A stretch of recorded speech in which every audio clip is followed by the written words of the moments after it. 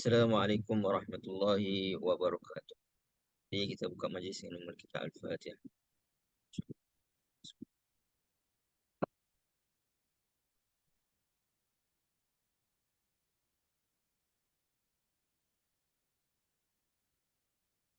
Alhamdulillahi Rabbil Alamin. Wassalatu wassalamu ala ashrafil anbiya wal mursalin. Wa ala alihi wa sahbihi ajma'in. Rabbi shrah li sadri wa yassir li amri. Wa hlul 'uqdatam min lisani yafqahu qawli. Rabbi zidna ilma warzuqna fahma amma ba'd. Jadi Alhamdulillah, pertama dan selamanya kita merafakkan setinggi kesyukuran kita kepada Allah Subhanahu wa taala kerana pagi ini dapat kita bersama di hari Khamis hari ini 17 Ramadan. Di 17 Ramadan ni mungkin ramai dari kalangan kita nanti alhamdulillah sempena dengan tarikh nuzul Al-Quran. Jadi nuzul Al-Quran pada 17 Ramadan adalah turunan Al-Quran secara beransur-ansur. Ini kali pertamanya turun kepada Nabi SAW. Dan kita tengok para sahabat radhiyallahu anhum ketika mana turunnya Al-Quran pun mereka memang mempelajari daripada Nabi SAW sedikit-sedikit. Mereka ambil mana 5 ayat, 10 ayat dan mereka baca dan mereka hafalkan dan mereka tadabbur dan usaha untuk amalkan dan sampaikan. Jadi kita insyaAllah meneruskan sunnah para sahabat ini, jalan yang dibawa oleh para sahabat yang ditunjukkan kepada kita, iaitu kita pelajari beberapa ayat daripada surah-surah Al-Quran adalah mudah-mudahan mendapat manfaat daripada ujian insyaAllah. Baik. Jadi insyaAllah pada pagi ini kita akan sambung surah Al-Fatihah. Masih lagi membicarakan berkaitan dengan Al-Mukhallafun. Jadi sedikit gambaran semula tentang perbincangan kita. Ini kita telah membahaskan berkaitan dengan Nabi SAW melaksanakan ekspedisi ke Hudaibiyah dalam rencananya untuk melaksanakan umrah pada tahun yang ke-6 Hijrah. Jadi Nabi bersama dengan 1,400 orang, yang mana 1,400 orang itu bukanlah kesemua penduduk Madinah. Kerana penduduk Madinah lebih ramai daripada 1,400 orang itu. Yang mana ketika mana mereka dan berlakunya perjanjian Hudaibiyah, mereka terhalang untuk masuk ke dalam kota Mekah. Dan akhirnya mereka pulang tanpa maknanya dapat melaksanakan umrah pada tahun tersebut. Dalam perjalanan pulang ini, Allah Subhanahu Wa Taala menurunkan suratul Fatih. Jadi apa yang menariknya, suratul Fatih ini pada para sahabat radhiyallahu anhum khususnya, ketika mana surah ini diturunkan, antaranya adalah penyebutan tentang al-mukhallafun, iaitulah orang-orang yang tertinggal. Yang mana orang yang mereka disebutkan mukhallafun, disebutkan dipaksa tinggal. Bukan dipaksa tinggal itu maknanya mereka tak dibenarkan, tapi mereka dipaksa oleh harta mereka. Mereka dipaksa oleh anak-anak ataupun keluarga mereka. Ini mereka beralasankan anak-anak, beralasankan harta mereka dan sebagainya yang menyebabkan mereka ketinggalan di dalam ekspedisi tersebut. Jadi dalam ayat-ayat yang kita akan bincangkan hari ini adalah ayat-ayat yang membincangkan tentang bagaimana Allah Subhanahu Wa Taala telah memberitakan kepada Nabi SAW dan juga para sahabat ketika mana Nabi SAW dan para sahabat akan sampai ke Madinah, apa yang Al-Mukhallafun akan cakapkan. Jadi ini salah satu keajaiban Al-Quran, iaitu menyebutkan sesuatu yang akan datang, dan peristiwa akan datang tu sangat dekat dan ia berlaku setelah turunnya ayat-ayat Al-Quran. Jadi kita pun banyak ayat-ayat yang mana telah diturunkan pada Nabi SAW terdahulu yang pada hari ini diketahui dan difahami maknanya. Menunjukkan kehebatan agungnya Al-Quran itu dalam membicarakan sesuatu perkara yang mungkin pada ketika mana ia diturunkan belum difahami ataupun belum diketahui. Hari ini pelbagai mukjizat telah disingkap daripada Al-Quran. Jadi nak sebutkan para sahabat juga maknanya mereka tak adalah mukjizat sains nak diketahui kan sebagaimana kita hari ini. Tapi antara bentuk keyakinan mereka terhadap Al-Quran itu adalah perkara yang disebutkan akan datang bahkan dalam tempoh yang sekejap sahaja ketika mana mereka sampai ke Madinah dan mereka akan mendengar maknanya Al-Mukhallafun ini memberikan alasan-alasan seperti mana yang dinyatakan oleh Al-Quran, iaitu keadaannya. Baik, apa yang disebutkan oleh Allah Subhanahu Wa Taala Al-Mukhallafun kita dah bicarakan daripada ayat 11 ini, iaitulah mereka mengatakan bahawa kami telah syaghalatna amwaluna wa ahluna. Ya, ini kami telah disibukkan oleh harta kami dan juga ahli keluarga kami. Fastaghfir lana. Mohonlah ampun kepada kami. Jadi Allah Subhanahu Wa Taala mengingatkan Nabi SAW bahawa ketika mana mereka memohon ampun kepada Nabi SAW, mereka hanyalah yaqulu nabi alsinatihim ma laysa fi qulubihim. Mereka hanya mengatakan pada lisan mereka tetapi hati mereka bukanlah sebenarnya menginginkan keampunan tersebut. Hal ini disebabkan kalau benar mereka inginkan keampunan daripada Allah Subhanahu Wa Taala, maka sudah tentu sepatutnya mereka mengikuti Nabi SAW kan, untuk melaksanakan umrah kan, melaksanakan haji kan. Kerana apa? Kerana bila melaksanakan umrah di sana Allah Subhanahu Wa Taala sebutkan al-umratu ila al-umrati yukaffiruna bainahunna. Kan, ini antara dua umrah itu kan, Allah Subhanahu Wa Taala akan ampunkan dosa kan. Jadi mereka hanya meminta untuk diampunkan itu adalah untuk syiah, untuk syiah. Syiah ni maknanya untuk uh, viralkan tentang bahawa kami telah mendapat keampunan daripada kesalahan kami. So tak ada, supaya tak ada orang yang dapat mencemuh, tak ada orang yang dapat mencela mereka. Dan saya sebutkan kita kait dengan surah Al-Munafiq sebelum ini. Dah berapa kali maknanya golongan munafik itu mereka diberikan kesempatan oleh Allah Subhanahu Wa Taala untuk memohon ampun melalui Nabi SAW, tetapi mereka tidak menggunakan peluang tersebut. Cumanya dalam ayat ini Allah Subhanahu Wa Taala tak menyebutkan munafik. Maknanya tak semestinya orang yang tertinggal itu dia terus maknanya disebutkan sebagai munafik. Tapi disebutkan mukhallaf kerana ada yang tertinggal tu memang betul maknanya disibukkan dengan harta dan sebagainya, tetapi dia masih ada peluang kerana Allah Subhanahu Wa Taala akan sebut dalam ayat-ayat selepas ini bahawa mereka masih lagi ada peluang maknanya untuk membuktikan keimanan mereka. Nanti kita akan sebutkan.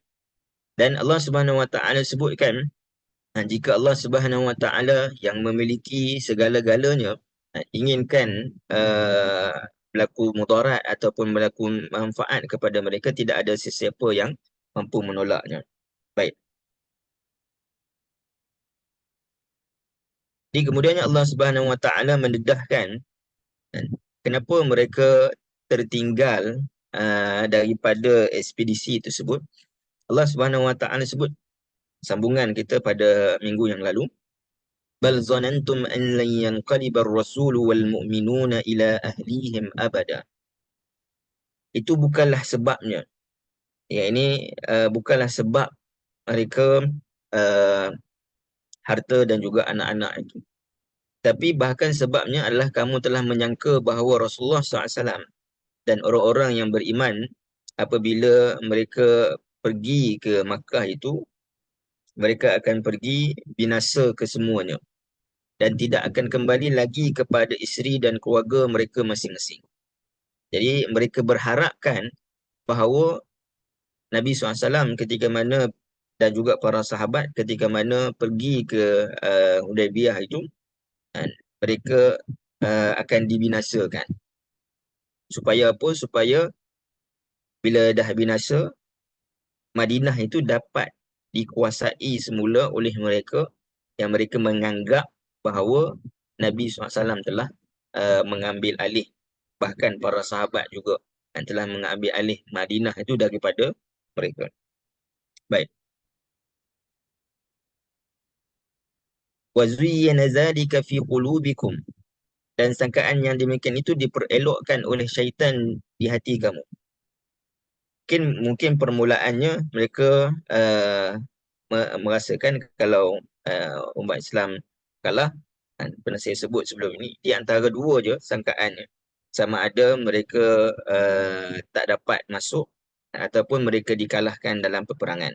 Maknanya sangkaan orang yang tertinggal itu kepada Nabi SAW sama ada mereka itu akan dihalang, dan bila dihalang maknanya pada muka lah. Jauh perjalanan, banyak unta-unta yang dibawa kan, tapi tak dapat laksanakan, ataupun mereka ini akan dikalahkan di dalam perangan. Tapi lama-lama bagus juga kalau kalah dalam perangan, lagi bagus kalau maknanya hati terus semua kan. Sebab apa? Sebab daripada situ kita akan dapat balik puasa kita. Mana diperindahkan oleh syaitan satu prasangka ataupun satu sangkaan supaya sangkaan itu lebih buruk kan. Kita pun kadang-kadang bersangka dengan sangkaan yang buruk terhadap seseorang. Pada permulaan kita rasa macam tak sedap hati juga kan. Tapi bila mana syaitan ini dia akan suka maknanya sangkaan yang buruk tadi, dia perindahkan, maka mulalah step-step yang seterusnya. Kalau disebut dalam surah Al-Hujurat kan, ribah itu, dan ini umpatan itu dia bermula daripada sangkaan, sangkaan, kemudian tajassus, kemudian ribah kan. Jadi daripada sangkaan itu diperindahkan, maka dia kata nak kena cari, nak kena tengok lagi kan, apa perkara yang buruk, tajassus kan, ini dia mencari-cari kan, mengintip, dan datangnya ribah kan. Baik. Dan lagi kamu telah menyangka berbagai sangkaan, wa zanantum zannas sau wa kuntum qauman bura. Berbagai sangkaan yang buruk, maka menjadilah kamu kaum yang rosak, binasa.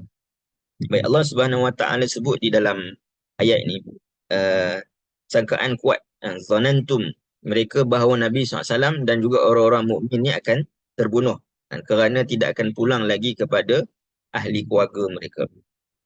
Jadi mula-mula tidak ikut serta, ini ketakutan terbunuh jika turut serta bersama dengan Nabi SAW, namun diperindahkan oleh syaitan, iaitulah ingin menguasai Madinah jika Rasulullah dan para sahabat telah tiada. Ini kita sebut tadi, maknanya pada permulaannya takut bersama dengan Nabi SAW, sama ada kalah ataupun rugi dari sudut harta kan, nak pergi travel jalan jauh, dan diperindahkan syaitan, kalau mereka ni kalah, bagus juga, mana boleh menguasai Madinah. Wa zanantum zannas sau wa kuntum qauman bukra, dan mereka sangka dengan sangkaan yang buruk, dan mereka itu adalah seperti qauman bura. Apa makna bura? Baik, sangkaan buruk mereka itu ke atas Allah Subhanahu Wa Taala. Allah Subhanahu Wa Taala tidak akan membantu Rasul dan juga orang-orang beriman. Kerana sangkaan buruk yang pertama mereka adalah terhadap Allah Subhanahu Wa Taala, iaitu Allah Subhanahu Wa Taala tidak akan membantu Rasul dan juga orang beriman. Seakan sangkaan buruk mereka terhadap Rasulullah Sallallahu Alaihi Wasallam, seakan maknanya Nabi SAW berangkat ke Hudaybiyah tu ibarat serah tengkok, ibarat pergi bunuh diri. Sebab apa? Kerana kita faham latar daripada Hudaybiyah itu adalah setahun selepas daripada peristiwa peperangan Ahzab.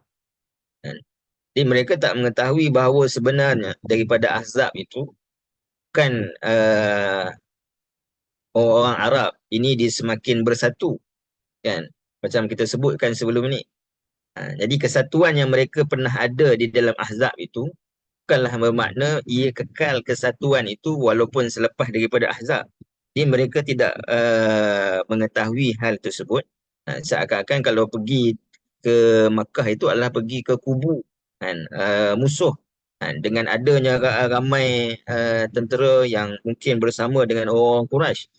Kalau sebelum ini kita mempertahankan diri di Madinah dalam peperangan Ahzab, itu pun maknanya beberapa hari mana kita menanggung sukaran kan, dikepung kan.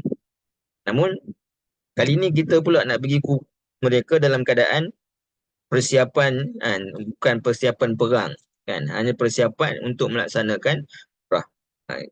Bagi mereka musuh ini bukan kira kita umrah ke tidak kan. Jadi kalau ada peluang untuk dihapuskan, maka silakan gunakan peluang tersebut musuh kan.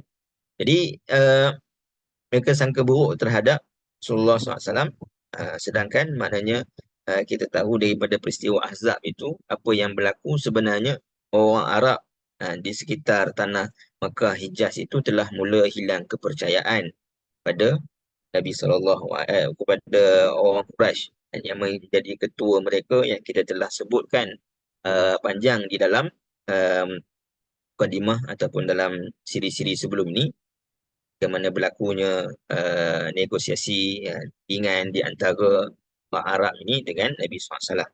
Baik. Sangkaan buruk mereka terhadap agama ini, seakan agama ini tidak ada masa depan.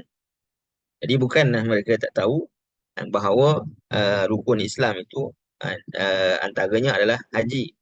Kerana haji, ayat-ayat berkaitan dengan haji telah pun diturunkan semenjak awal Nabi SAW berada di Madinah.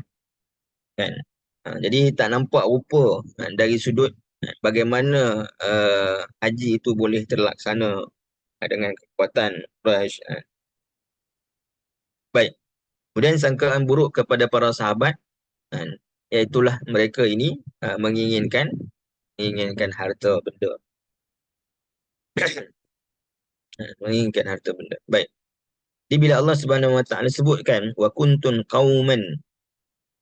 Baik, yang ini Imam Ar-Razi menyebutkan kenapa Allah Subhanahu Wa Taala sebutkan qauman, sebab ia seakan-akan mereka adalah satu kaum yang lain. Sedangkan mereka itu berada bersama dengan orang muslimin kan. Tapi nak disebutkan bila Allah kata qauman, maknanya mereka ni adalah satu kaum yang terpisah. Yang mana asalnya sepatutnya mereka adalah kalangan orang Islam di Madinah, tapi mereka ini terpisah daripada orang-orang beriman. Qauman. Qura, kataan bura. Qura ini digunakan kepada rumah yang kosong, yang ditinggalkan. Maknanya tidak ada perhiasan, tidak ada perabot di dalamnya. Jadi mereka telah diuji dan mereka telah membuktikan bahawa di dalam diri mereka ini kosong.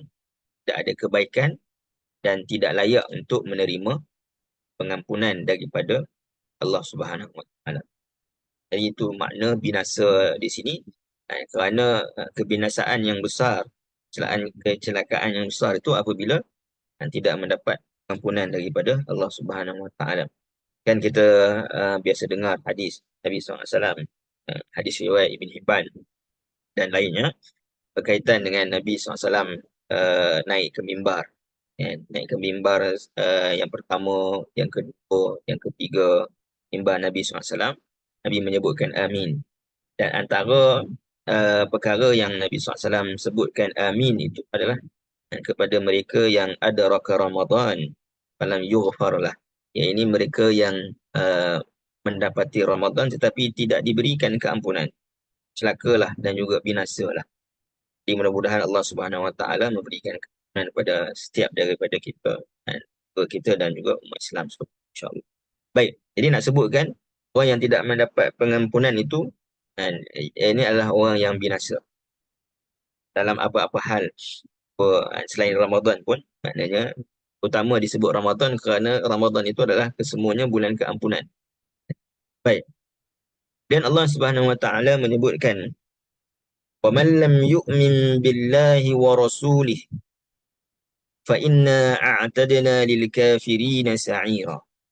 Dan ingatlah, sesiapa yang tidak beriman kepada Allah dan Rasulnya, maka sesungguhnya kami sediakan bagi orang kafir itu api neraka yang menjulang-julang.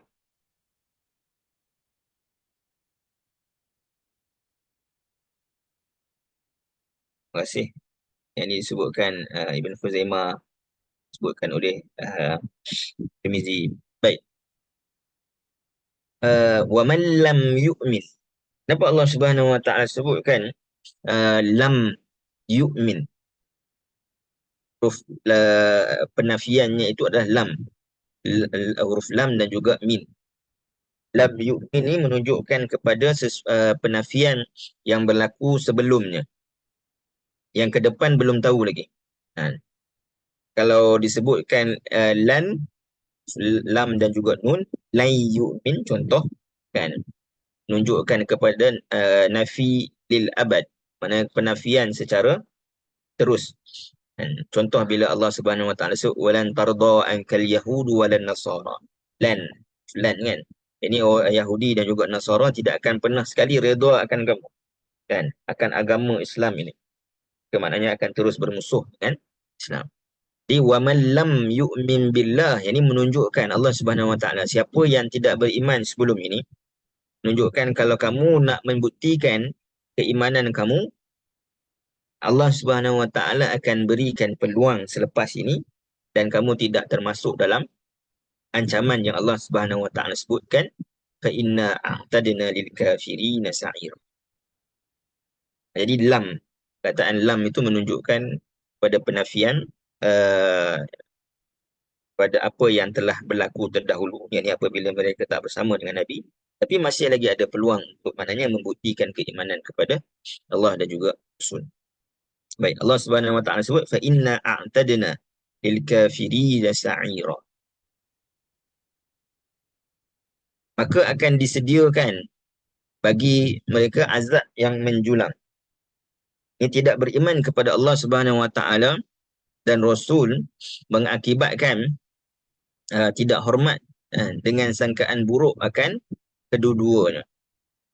Jadi Allah Subhanahu Wa Taala sebut tadi berkaitan dengan sangkaan buruk yang diletakkan kepada Allah Subhanahu Wa Taala dan juga Rasul, dan sangkaan buruk ini boleh merosakkan keyakinan ataupun keimanan pada Allah Subhanahu Wa Taala. Adakah mereka tidak beriman ataupun tidak ada keyakinan langsung pada Allah Subhanahu Wa Taala dan Rasul, ataupun mereka ditutupi dengan sangkaan buruk mereka terhadap Allah dan Rasul? Maksudnya bukanlah maknanya mereka tak beriman langsung dengan makna tak mengakui ataupun tak benar-benar beriman kepada Nabi SAW dan juga Allah Subhanahu Wa Taala, tapi mereka dengan sangkaan buruk adalah sangkaan yang mana merosakkan keimanan. Jadi keimanan tu ada, tetapi apabila sangkaan buruk itu didatangi sangkaan buruk itu, maka dia menutupi keimanan tersebut. Bahkan dalam surah Al-Hujurat juga menyebutkan tentang permulaan Allah Subhanahu Wa Taala sebut jauhi menjauhi sangkaan buruk itu. Allah Subhanahu Wa Taala memulakan ya ayyuhallazina amanu ijtanibu katsiran minadh-dhann. Jadi wahai orang beriman, jauhi kebanyakan sangkaan buruk. Sebab apa Allah Subhanahu Wa Taala memulakan dengan beriman, panggilan orang beriman, kerana sangkaan buruk itu boleh merosakkan keimanan seseorang. Apatah lagi kalau sangkaan buruk itu adalah sangkaan buruk pada Allah dan Rasul. Baik. Tidak beriman ini mengakibatkan gagal untuk menyatakan kesetiaan apabila tidak mengikuti ekspedisi Nabi SAW. Maka apa yang layak bagi rumah yang kosong? Apa yang terjadi jika sebuah rumah akan terbakar? Maka apinya menjulang-julang. Kalau kita sebutkan sebelum ini, digambarkan orang munafik itu, diumpamakan ka'annahu khusyubun musannadah dalam surah Al-Munafiqun. Iaitulah mereka orang yang ada sifat munafik ini seperti kayu-kayu yang tersandar. Kayu-kayu yang tersandar, yang mana kayu-kayu ini terlalu rapuh. Kayu-kayu ini dia tak boleh buat tak boleh buat rumah lagi dah. Kan? Tak boleh buat rumah lagi. Kalau kayu itu asalnya adalah rumah, maknanya dalam dia dah kosong, dalam dia itu telah dimakan oleh anai-anai, maknanya tak boleh duduk dah. Rapuh. Terlalu rapuh. Kan? Maka apa yang layak bagi kayu yang rapuh, yang tak boleh digunakan untuk mana nak buat rumah ataupun nak mengekalkan kedudukan rumah, ia je dibakar. Dibakar oleh api. Dan apa kalau kita tengok rumah yang terbakar, maka apinya itu menjulang-julang. Kan? Jadi sebab itu Allah Subhanahu Wa Taala sebut inna a'tadna, dan bahkan bila Allah kata inna a'tadna, dan Allah Subhanahu Wa Taala telah pun menyediakan fas kepada golongan yang sangka buruk pada Allah Subhanahu Wa Taala itu dengan api yang baik. Kemudian Allah Subhanahu Wa Taala menyebutkan walillahil mulkus samawati wal ard yaghfiru liman yasha wa yu'azzibu man yasha wa kana Allahu ghafurur rahim. Jadi Allah Subhanahu Wa Taala tadi maknanya Allah dah sebutkan tentang sikap mereka dan apa yang akan mereka sebutkan kepada Nabi SAW, ancaman kepada sangkaan yang mereka letakkan kepada Allah dan juga Rasul. Tapi Allah Subhanahu Wa Taala menyebutkan dengan sangkaan mereka itu, Allah Subhanahu Wa Taala walillahil mulkus samawati wal ard. Jadi tak akan merubah apa-apa pun tentang kekuatan dan kerajaan Allah Subhanahu Wa Taala di langit dan juga. Jadi sangkaan mereka tadi kita sebutkan, sangkaan mereka kalau umat Islam telah pun dibinasakan dalam peristiwa Hudaibiyah, mereka akan menguasai Madinah. Walhal Allah Subhanahu Wa Taala sebut walillahil mulkus samawati wal ard. Maksudnya Allah Subhanahu Wa Taala yang mempunyai kuasa di langit dan juga di bumi. Kalau Allah Subhanahu Wa Taala nak berikan kuasa kepada kamu, Allah Subhanahu Wa Taala boleh berikan. Kalau Allah tak mau berikan, walaupun kalau katalah benar binasa sekalipun, orang Islam, maka kamu tak akan dapat kalau Allah Subhanahu Wa Taala tak benarkan ianya berlaku. Walillahil mulkus samawati wal ard. Dalam masa yang sama Allah Subhanahu Wa Taala sebut juga walillahil mulkus samawati wal ard, yang menguasai langit dan bumi ini, maka Allah Subhanahu Wa Taala membuka peluang, maknanya untuk memberikan keampunannya kepada mereka. Yaghfiru liman yasha wa yu'azzibu man yasha wa kana Allahu ghafuran rahima. Allah Subhanahu Wa Taala sangat pengampun dan juga mengasihani. Baik. Di peluang keampunan masih lagi terbuka. Allah Subhanahu Wa Taala pemilik langit dan juga bumi, dan dialah yang menentukan apa yang terjadi pada langit dan juga bumi tersebut. Sebutkan kalau keinginan mereka nakkan kekuasaan di atas muka bumi ini, kalau Allah tak berikan keizinan, maka ia tidak akan berlaku. Baik. Allah Subhanahu Wa Taala bahkan boleh memberikan kepada sesiapa yang Allah Subhanahu Wa Taala kehendaki. Allah Subhanahu Wa Taala sebutkan yaghfiru liman yasha. Tengok ayat, Allah Subhanahu Wa Taala mendahului maghfirah Allah Subhanahu Wa Taala berbanding azab. Ini menunjukkan kepada kasih sayang Allah Subhanahu Wa Taala. Kerana Allah kata Allah sebagai ghafuran rahima. Wa kana Allah ghafuran rahima. Allah Subhanahu Wa Taala sentiasa berada dalam keadaan mengampunkan dan juga mengasihani hamba-hambanya. Jadi buktinya apa? Allah sebutkan Allah berikan offer pengampunan kepada orang-orang yang nak memohon keampunan. Dalam hadis Qudusi disebutkan bahawa rahmat Allah Subhanahu Wa Taala, rahmati wasi'at ghadabi. Dan rahmat Allah Subhanahu Wa Taala lebih luas berbanding murkaan Allah Subhanahu Wa Taala.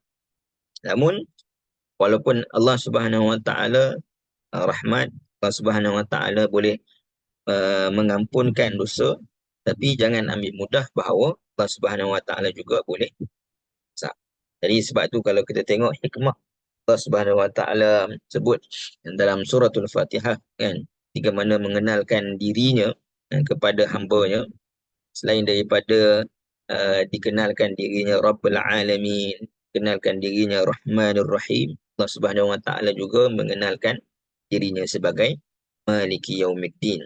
Kita pun kena juga, maknanya mungkin berlaku ataupun berlaku di tempat kerja kita, kalau jenis bos yang mungkin baik je kan, buat apa pun lewat ke, hantar tugasan ke, lewat datang ke apa ke, semua baik, okey okey okey, dia dah jadi orang dah mula pijak kepala lah kan.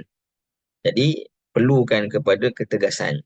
Jadi Allah Subhanahu Wa Taala menyebutkan rahmat Allah itu luas kan. Berkali-kali maknanya manusia melakukan kesilapan, kan. Tapi jangan kita take it for granted lah kan. Yang ini mengambil maknanya kerahmatan itu hingga kan kita meninggalkan rasa khauf kan. Pengharapan atas maknanya Allah mengampunkan, Allah memaafkan itu perlu. Tapi janganlah maknanya kita tinggalkan ketakutan kita terhadap apa yang Allah Subhanahu Wa Taala janjikan dalam Al-Quran. Baik. Allah telah pun banyak menunjukkan peluang keampunan dan sifat kasih-Nya kepada kalian. Maknanya ini bukan kali pertama kita sebut kan. Bahkan Allah kata wa kana Allahu ghafurar rahima.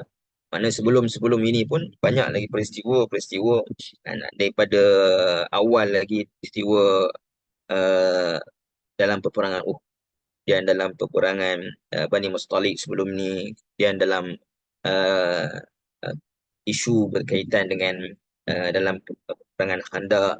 Jadi banyak perkara telah berlaku sebelum ni. Allah Subhanahu Wa Taala disebutkan, maknanya Allah telah memberikan keampunan. Baik. Dan apa yang akan disebutkan oleh al-mukhallafun, sayaqulul mukhallafuna idzan talaqtum ila maghanima lita'khuzuha daruna nattabi'akum. Kata orang-orang munafik, tapi dalam terjemahan ni ditulis munafik, tapi sebenarnya Quran sebut mukhallaf kan. Sebab mereka maknanya bukan semuanya itu disebutkan munafik kan, tapi mereka yang tertinggal di dalam tidak serta dalam kan. Baik, tapi kalangan mereka itu adalah orang munafik lah kan. Maknanya mereka tetap maknanya tidak mengikuti ataupun mereka tetap juga nanti bila Allah Subhanahu Wa Taala berikan syarat-syarat untuk kamu nak menyatakan keimanan, maknanya mereka tetap juga maknanya menolak syarat-syarat tersebut ataupun tak melaksanakan tuntutan daripada syarat tersebut. Baik. Sayaqulul mukhallafuna idzan talaqtum, orang-orang yang tidak turut berjuang bersama kamu itu akan berkata semasa kamu pergi mengepung musuh serta mendapatkan harta rampasan. Ini menarik bila Allah Subhanahu Wa Taala sebutkan. Kalau kita saya sebutkan perkataan mengepung musuh itu, kalau kita tengok dalam kurungan. Maknanya kalau ada bahasa Qurannya kata izan talaqtum ila maghanima. Ini ketika mana kamu pergi untuk mendapatkan harta rampasan perang. Allah tak kata kamu pergi untuk berperang, tapi kamu pergi untuk mendapatkan harta rampasan perang. Maknanya apa?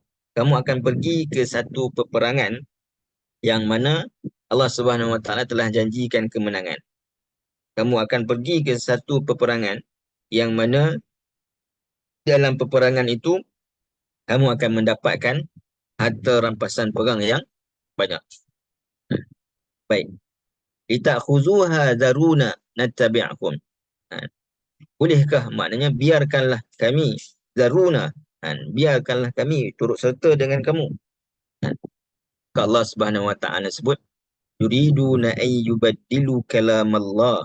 Mereka dengan itu hendak mengubah janji Allah Subhanahu Wa Taala, iaitulah apa janji Allah Subhanahu Wa Taala ataupun kalam Allah Subhanahu, ketentuan Allah Subhanahu Wa Taala, iaitu menentukan orang yang boleh hadir di dalam peperangan yang akan datang itu hanyalah orang-orang yang turut hadir bersama dengan Nabi SAW di Hudaibiyah sahaja.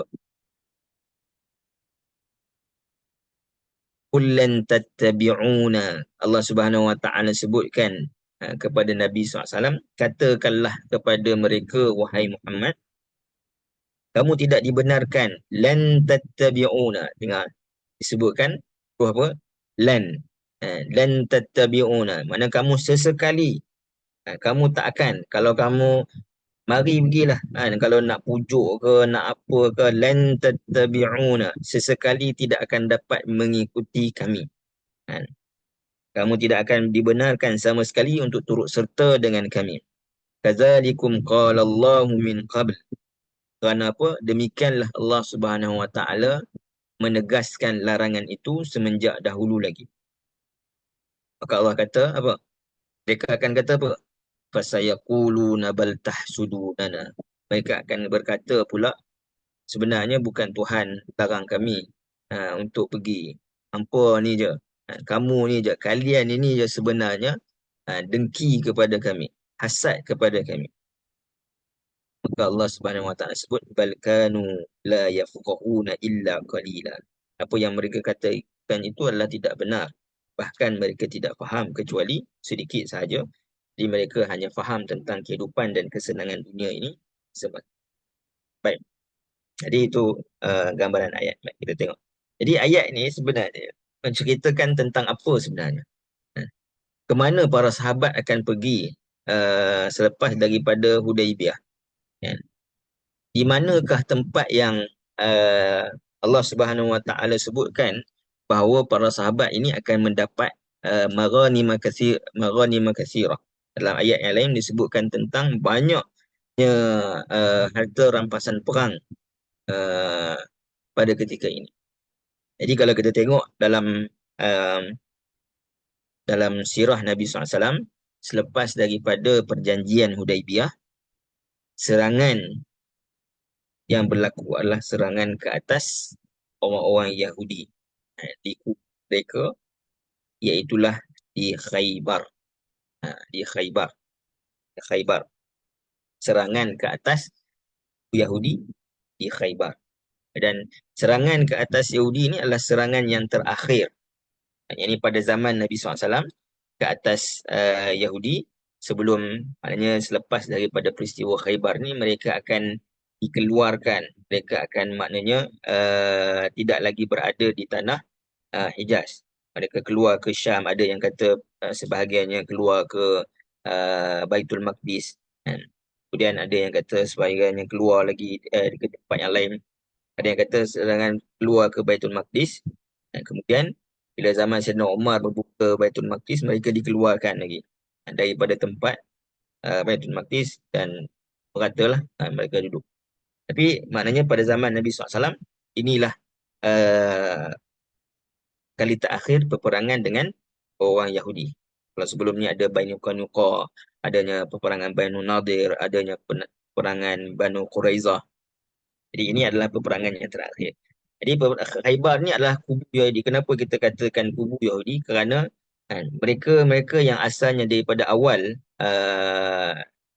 Nabi SAW berada di Madinah, contoh dikeluarkan daripada Madinah, mereka semua berkumpul di Khaybar. Maknanya di Khaybar ni, kenapa dikatakan kubu Yahudi? Kerana di sana terdapat pelbagai bani orang Yahudi ni. Mereka berkumpul di sana. Bahkan disebutkan Khaybar ni digambarkan dia satu tempat yang mempunyai memang ada kubu, betul lah. Ada kubu yang besar, ada maknanya kawasan yang cantik, ada pelbagai resources, sumber dan sebagainya. Memang kawasannya pun luas, tempat tanah-tanah dia besar. Baik. Jadi kita kena faham satu perkara. Nabi SAW, kenapa Nabi SAW tidak berperang dengan orang Yahudi sebelumnya? Kerana mission, disebutkan mission utama Nabi SAW adalah untuk melaksanakan, agar umat Islam dapat melaksanakan ibadah haji, untuk melaksanakan rukun Islam. Jadi Nabi SAW terhalang dengan permusuhan yang berlaku di antara umat Islam dengan orang Quraisy. Sampailah maknanya last kali pada peristiwa Hudaibiyah ini, apabila dah berlakunya genjatan senjata selama 10 tahun bersama dengan orang Quraisy, maknanya mereka tak akan lagi berperang.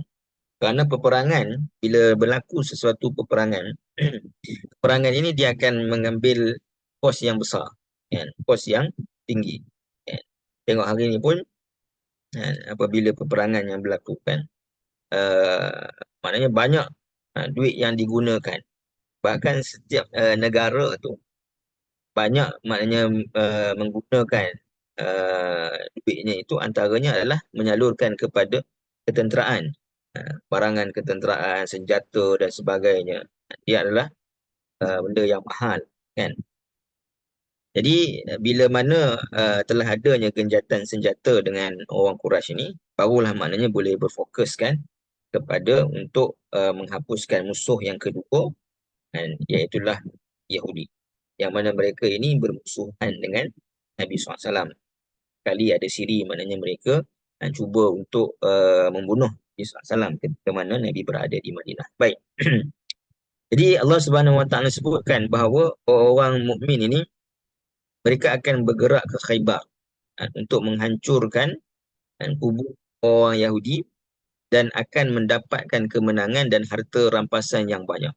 Memang kita uh, uh, kalau kita baca sirah Khaybar, kan, uh, para sahabat ni maknanya dibahagikan bukan sekadar rampasan, maknanya dari sudut kalau ada pedang ke, ada tombak ke dan sebagainya, tapi mereka dibahagikan maknanya tanah-tanah di Khaybar, kan. Sahabat-sahabat ini dibahagikan tanah. Okey. Sahabat ini dapat tanah banyak ni, sahabat ini dapat tanah banyak ni, kan. Ini menunjukkan kepada mendapat harta yang sangat mewah. Tak silap saya, Sayyidina Umar ataupun ada sahabat yang lain menyebutkan bahawa ini kali pertama maknanya mereka mendapat maghanimah, yang ini disebutkan banyak harta rampasan. Jadi bila Allah Subhanahu Wa Taala menyebutkan idzan talaqtum ila maghanim, kamu akan pergi untuk mendapatkan harta rampasan. Dan kalau kita tengok maknanya ketika mana ayat ini dibacakan kepada orang yang mukhallaf tadi, mereka pun tahu bahawa peperangan ini akan menjadi peperangan yang mudah, kan, menyebabkan mereka rasa zaruna nattabi'akum, biarlah kami ikut kamu, kan, menunjukkan bahawa ada keyakinan itu terhadap Quran, kan. Bila Quran kata, kan, kamu para sahabat ini akan keluar untuk mendapatkan harta, bukan untuk berperang pun, untuk mendapatkan harta perang, maknanya confirm kamu akan menang. Yang kedua, kamu akan mendapatkan harta yang banyak. Jadi orang yang mukhallaf ni, khususnya maknanya yang ada sifat nifaq, yakin pula maknanya dari sudut Al-Quran kata yang benda itu akan jadi mudah dan akan dapat harta rampasan perang yang banyak, menyebabkan mereka nak ikut, kan. Dalam hal-hal yang lain maknanya tak yakin kepada Al-Quran. Bahkan nanti bila disebutkan, tadi kita sebut bila dikatakan kepada mereka Allah yang melarang mereka daripada mengikut, mereka kata, oh itu adalah disebabkan kamu hasad kepada kami, bukan sebab Allah larang kami, kan. Dia faham tak situasinya itu? Ini melibatkan harta, jadi mereka rasa maknanya, oh Allah dah janjikan harta. Tahu pula mana janjikan harta tu memang akan berikan harta. Tapi kalau disebutkan pengampunan, disebutkan inna a'tadna lil kafirina sa'ira, Allah menjanjikan dari sudut azab, dan Allah menyebutkan Allah menjanjikan keampunan kepada ni, mana tak ambil peluang pula maknanya untuk berusaha mendapatkan pengampunan daripada Allah, tak berusaha pula untuk menjauhi azab Allah Subhanahu Wa Taala yang Allah Subhanahu Wa Taala sediakan.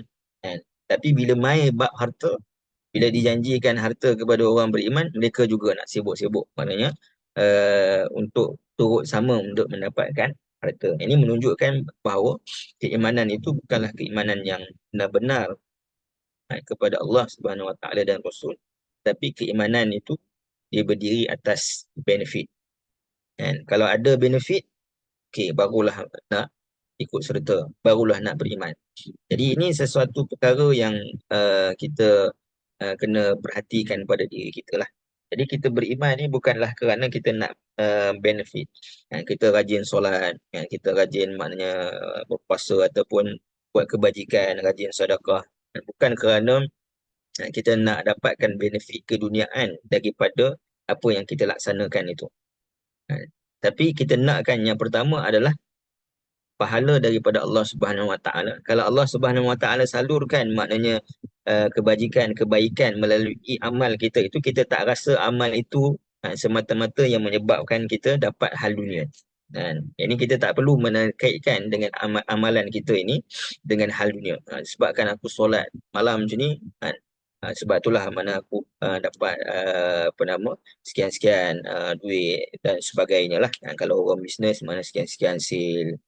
Jadi ibadah adalah ibadah kepada Allah Subhanahu Wa Taala, tujuannya adalah mendapat pahala dan meraih redha Allah Subhanahu Wa Taala. Kita takkan tinggalkan ibadah itu walaupun mungkin dari sudut benefit dunia itu berkurangan. Kalau orang yang mana beribadah untuk mendapatkan benefit dunia, ketika mana benefit dunia itu berkurangan, maka dia akan tinggalkan ibadah. Sebagaimana yang berlaku kepada orang munafik ini tadi, bila ada berkaitan dengan benefit keduniaan, maka dia akan rasa dia nak ikut. Dia nak menunjukkan maknanya keimanan dia, nak bersama dengan Rasulullah SAW. Tetapi kalau benda itu tak ada benefit bagi dia, maka dia meninggalkan, bahkan bersangka buruk dengan Allah Subhanahu Wa Taala dan Rasul. Baik. Ia adalah peperangan yang mudah dan banyak harta yang bakal diperolehi. Mungkin tuan-tuan boleh rujuk mana sirah Khaybar. Kalau kita nak bincang satu-satu sirah kan panjang, dia boleh rujuk sirah Khaybar dan bagaimana peperangan berlaku. Maka orang-orang munafik pun mahu untuk turut serta di dalam peperangan tersebut. Maka Allah Subhanahu Wa Taala memutuskan yang dapat untuk menyertai ekspedisi peperangan ke Khaybar itu adalah mereka yang serta di dalam Hudaibiyah. Maka golongan yang tertinggal sebelum ini, mereka tidak dibenarkan untuk turut serta. Apa respon mereka? Mereka menuduh Nabi dan juga para mukmin sebagai cemburukan mereka, padahal ia adalah perintah Allah Subhanahu Wa Taala. Tetapi mereka tidak benar memahami tentang perintah Allah Subhanahu Wa Taala tersebut. Baik. Dia macam ni, kalau kita bayangkan, kalau seseorang yang contoh dalam pekerjaan dia mungkin tak perform dalam kerja, mari lambat, dan tugasan tak siap kan, report tak hantar kan, performance pun tak bagus kan. Tapi bila satu ketika mungkin majikan dia kata kepada dia, ini dengan prestasi awak semua ni, awak tak dibenarkan untuk turut serta dengan satu projek mega kita. Jadi apa respon dia? Sebenarnya bukan itu jadi masalah, tapi kamu saja maknanya tak mau bagi aku ni masuk dalam projek mega ni sebab kamu tahu bahawa aku ni perform kan. Jadi boleh mengangkat diri sendiri kan? Dan kesalahan dia itu ditutupi dengan dia katakan kepada orang lain, kamu ni sebenarnya hasad kepada. Jadi ini berlaku dalam kehidupan kita.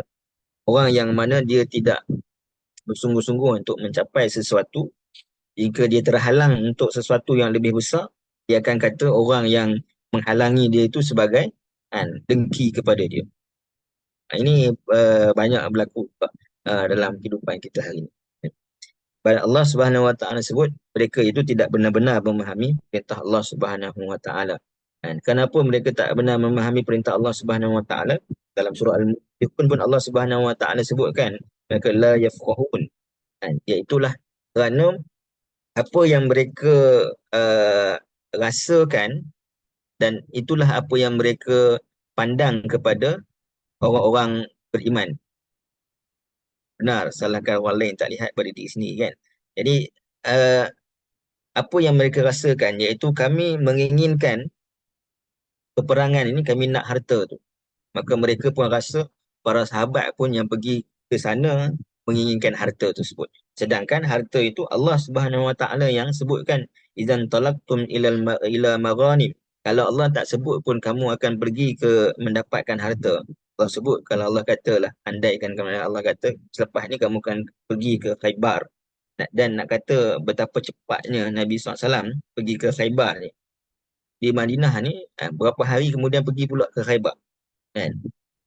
Para sahabat, kita yakin maknanya yang benar-benar telah menetapkan janji taat setia pada Nabi SAW. Kalau Allah tak sebutkan kamu akan mendapat maghanim, kamu tak ada, Allah tak sebutkan kamu akan dapat harta rampasan perang pun, agak-agak kalau Allah perintahkan untuk pergi ke Khaybar, adakah mereka pergi? Kita yakin maknanya mereka akan pergi. Kan? Jadi, orang munafik mereka tak dapat memahami, mereka hanya faham orang lain seperti mana keadaan diri mereka. Aku pergi sana kerana aku nakkan harta, maka orang lain pun sama. Maknanya dia pergi pun sebab dia nak harta lah. Mana mungkin orang tu pergi kerana agama ni. Jadi itu sifat orang munafik. Baik.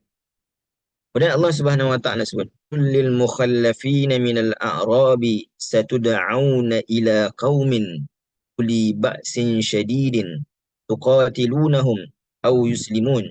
Katakanlah wahai Muhammad kepada orang-orang yang tidak turut berjuang bersama kamu dalam peristiwa Hudaybiyah daripada kalangan kaum Arab Badawi, Arab, kamu akan diajak menentang satu kaum penceroboh yang sangat kuat, gagah, li ba'sin syadid, supaya kamu memeranginya. Kamu nak ikut peperangan, kalau benar kamu nak ikut peperangan boleh, tapi next peperangan, bukan peperangan yang ni, iaitu peperangan dengan siapa? Peperangan dengan orang yang mempunyai kekuatan yang kuat dan juga gagah, ramai tenteranya, kuat, gagah. Tuqatilunahum, kamu akan memeranginya, ataupun au yuslimun, atau menurut atau mereka akan menurut perintah Islam ataupun berdamai. Fa in tuti'u yu'tikumullahu ajran hasana. Jika kamu taat jalankan perintah Allah Subhanahu wa taala ini, Allah Subhanahu wa taala akan mengurniakan kepada kamu dengan balasan yang baik di dunia dan juga akhirat. Wa in tatawallaw kama tawallaitum min qabl tu'azzibukum 'azaban alima. Dan kalau kamu berpaling ingkar seperti keingkaran kamu dahulu, maka nescaya Allah Subhanahu wa taala akan menyiksa kamu dengan azab yang tidak terperi sakitnya. Okay. Baik.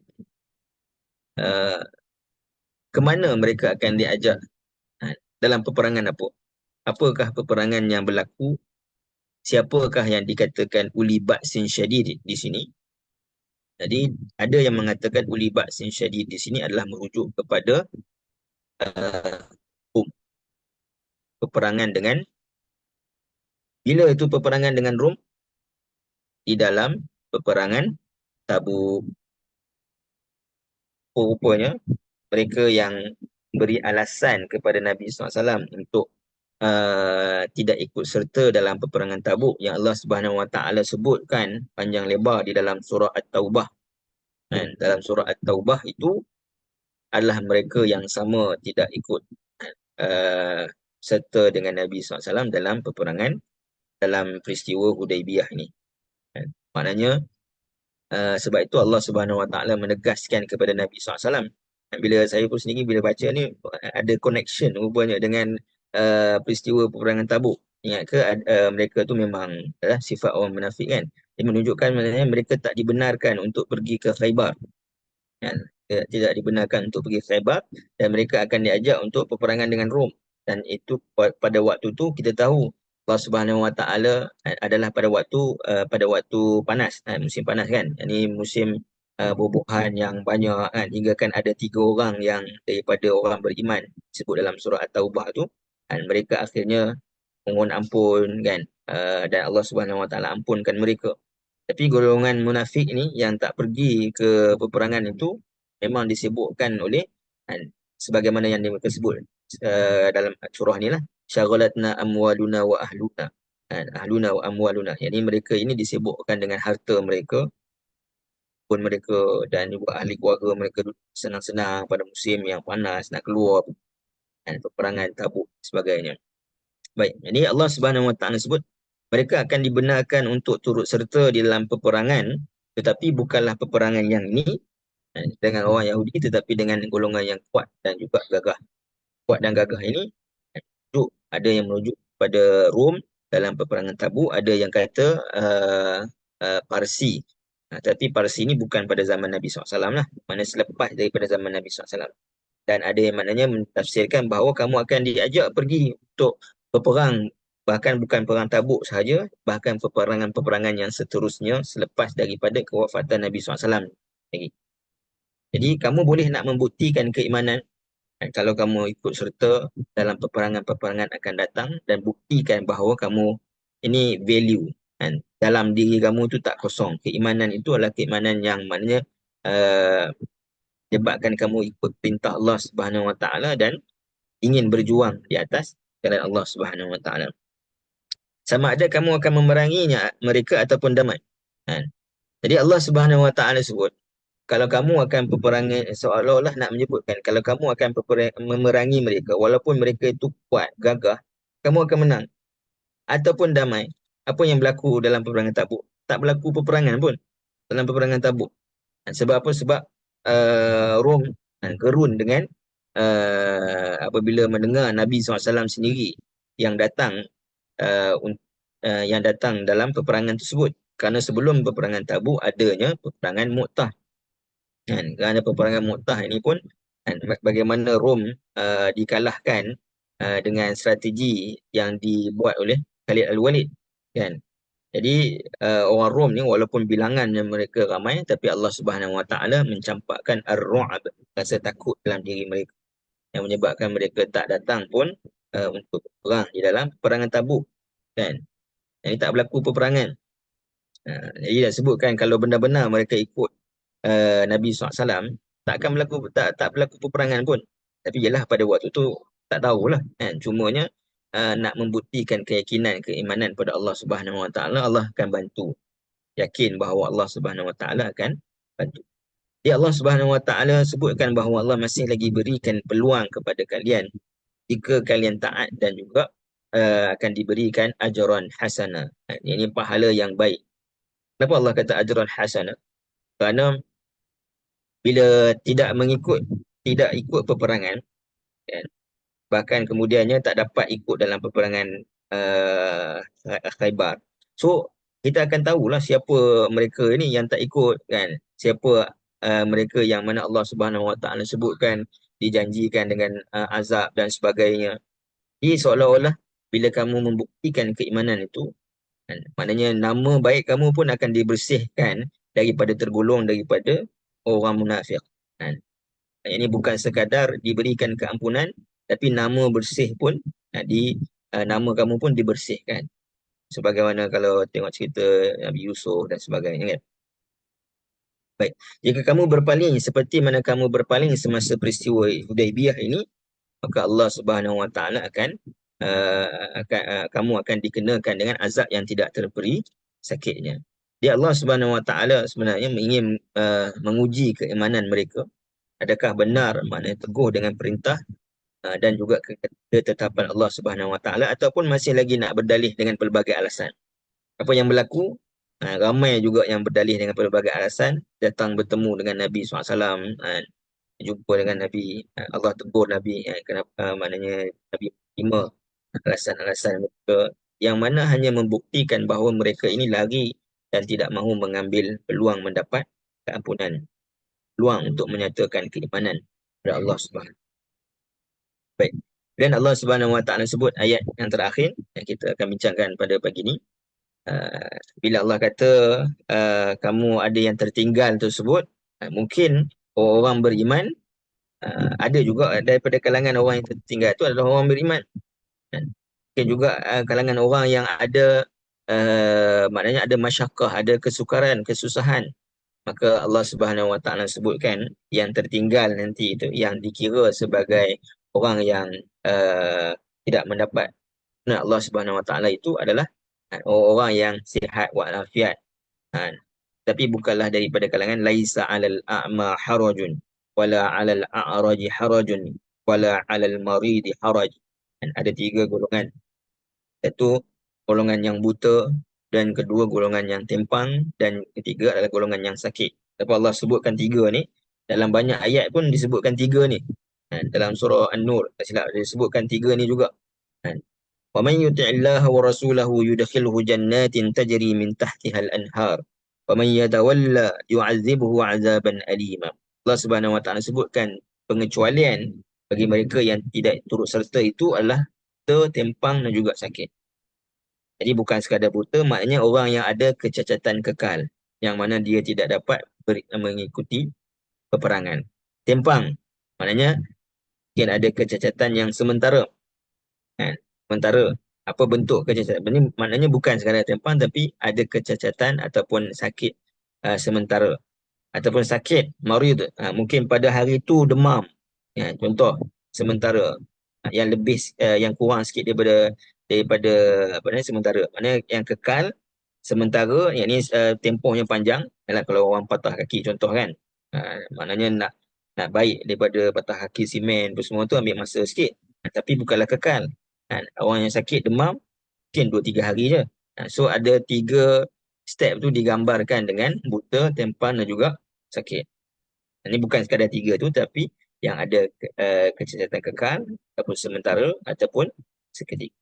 Jadi yang pentingnya adalah kesimpulan daripada ayat ini, Allah Subhanahu Wa Taala sebutkan apa? Wa may yuti'illaha wa rasulah. Sesiapa yang taat kepada Allah Subhanahu Wa Taala dan Rasulnya, mereka itulah yudkhilhu jannatin tajri min tahtiha al-anhar. Mereka itu akan dimasukkan oleh Allah Subhanahu Wa Taala ke dalam syurga yang mengalir di bawahnya sungai-sungai, dan mereka yang berpaling ingkar daripada Allah Subhanahu Wa Taala yu'azzibu azaban alima. Mereka yang taat diberikan syurga, dan mereka yang ingkar diberikan azab oleh Allah Subhanahu Wa Taala. Wallahu alam, dan sekadar untuk siapa insya-Allah. Golongan yang tertinggal memang hanya dari kaum Arab Badawi sahaja ke? Selepas daripada peristiwa Hudaibiyah ini, bahkan semasa umat Islam dah mula dilihat sebagai kuat, maka ramai yang daripada kalangan Arab Badawi. Arab Badawi ini menunjukkan pada Arab mereka yang duduk scattered dekat kawasan tanah Arab itu, yang datang beriman untuk menyatakan keimanan kepada Rasulullah SAW. Jadi yang tertinggal daripada kalangan Arab Badawi ini bukanlah Badawi, apa yang dimaksudkan oleh puan Badawi itu. A'rab, disebutkan A'rab ini adalah golongan-golongan Arab lah. Dia tak semestinya Badawi yang menunjukkan mereka yang secara nomad ni.